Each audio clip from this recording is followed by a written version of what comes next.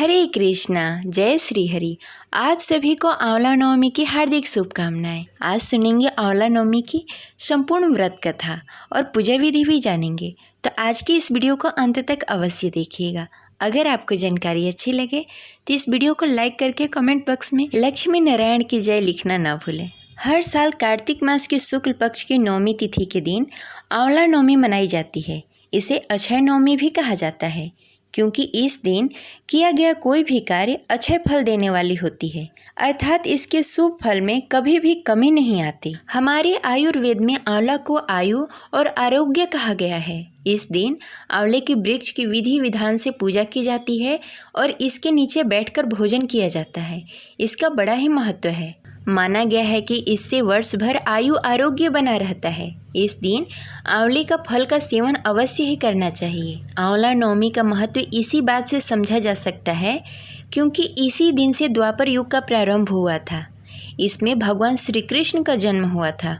आंवला नवमी के दिन ही भगवान श्री कृष्ण ने वृंदावन गोकुल की गलियों को छोड़कर मथुरा प्रस्थान किया था। इस दिन ही उन्होंने अपनी बाल लीला को त्याग कर कर्तव्य पथ पर पहला पग रखा था। इसी दिन से वृंदावन की परिक्रमा भी प्रारंभ हो जाती है। आंवला नवमी का व्रत संतान और परिवार सुखों की प्राप्ति के लिए भी किया जाता है। यह व्रत अगर पति पत्नी साथ में रखे तो उसे दुगना फल प्राप्त होता है। इस साल आंवला नवमी का प्रारंभ 9 नवंबर 2024 को रात्रि 10:45 पर हो रहा है और इसका समापन 10 नवंबर को रात्रि 9:01 पर हो रहा है। उदय तिथि के अनुसार 10 नवंबर दिन रविवार को आंवला नवमी का व्रत रखा जाएगा। इस दिन पूजा का शुभ मुहूर्त सुबह 6:40 से दोपहर 12:05 तक रहेगा। विजय मुहूर्त दोपहर 1:53 से 2:36 तक रहेगा। वहीं संध्या का पूजा का शुभ मुहूर्त संध्या 5:30 से 5:56 तक रहेगा। आप इस मुहूर्त में पूजा पाठ करके दीपदान कर सकते हैं। आंवला नवमी के दिन स्नान आदि से निवृत्त होकर स्वच्छ साफ वस्त्र पहनकर किसी आंवले वृक्ष के समीप जाएं।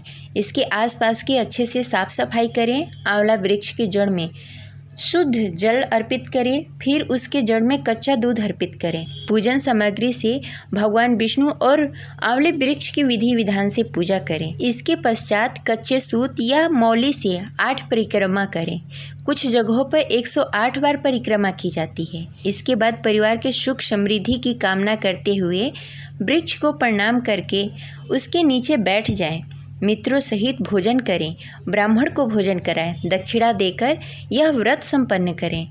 आंवला को वेद पुराणों में अत्यंत उपयोगी और पूजनीय कहा गया है। आंवला का संबंध कनकधारा स्त्रोत से भी है। हमारे जीवन में और शास्त्रों में आंवला वृक्ष को बेहद ही उत्तम और उपयोगी बताया गया है। तो अब चलिए सुनते हैं आंवला नवमी की व्रत कथा।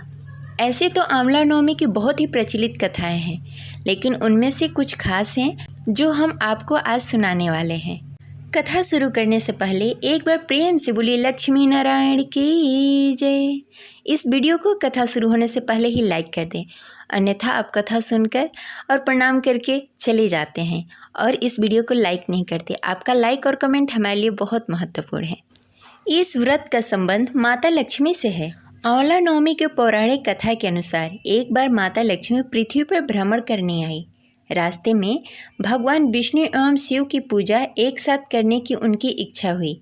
ऐसे में माता लक्ष्मी ने सोचा कि किस तरह भगवान विष्णु और शिव की पूजा की जाए कि दोनों की पूजा एक साथ हो और पुण्य फल प्राप्त हो।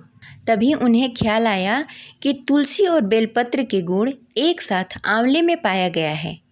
तुलसी श्री हरि विष्णु को अत्यंत प्रिय है और बेलपत्र भगवान शिव को प्रिय है। ऐसे में आंवले के वृक्ष को विष्णु और शिव का प्रतीक चिन्ह मानकर माता लक्ष्मी ने आंवले वृक्ष की पूजा संपन्न की।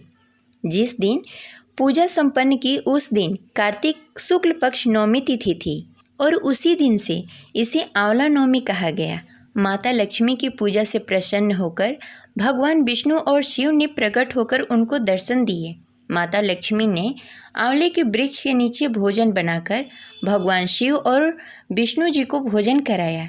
इसके बाद स्वयं भी भोजन किया। तभी से यह आंवला वृक्ष के पूजन की यह परंपरा चली आ रही है। अगर आंवला नवमी के दिन पूजा करना और इसके नीचे बैठकर भोजन करने का और भोजन बनाना संभव न हो तो इस दिन आंवला किसी न किसी रूप में अवश्य ही ग्रहण करना चाहिए। इसका पुण्य फल आपको प्राप्त होगा। वहीं आंवला नवमी की दूसरी कथा के अनुसार एक बार जगंद्रु आदि शंकराचार्य भिक्षा मांगते हुए एक कुटिया के सामने जाकर रुके। वहाँ एक बुढ़िया औरत रहती थी जो अत्यंत ही गरीब और दयनीय स्थिति में थी। शंकराचार्य की आवाज़ सुनकर वह बुढ़िया बाहर आई।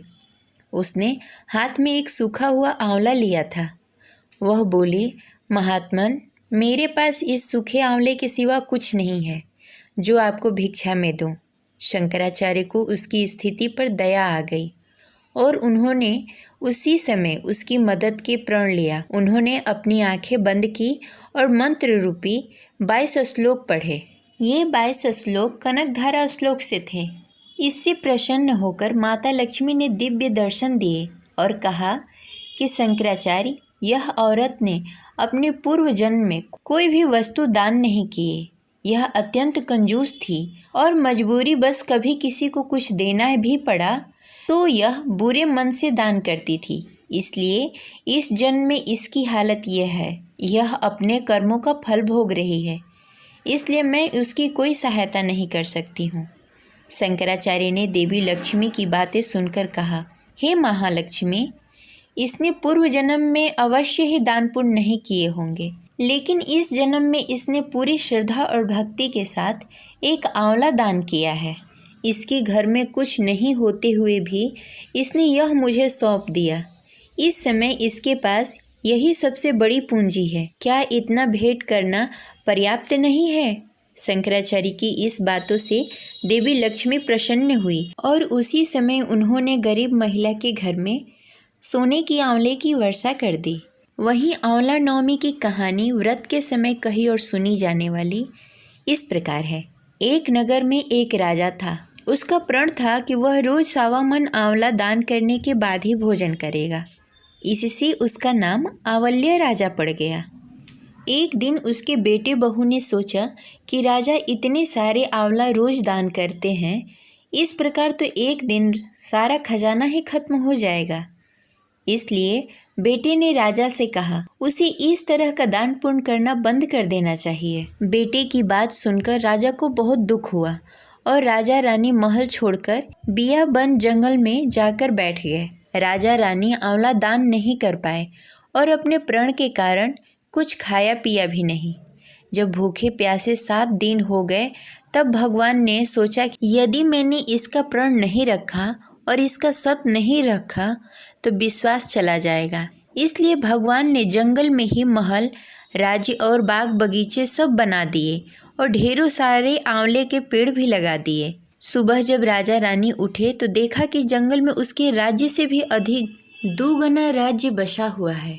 राजा रानी से कहने लगे, रानी देख कहते हैं, सत मत छोड़े सुरमा मत छोड़िया पत जाए, सत की छोड़ी लक्ष्मी फिर मिलेगी आए।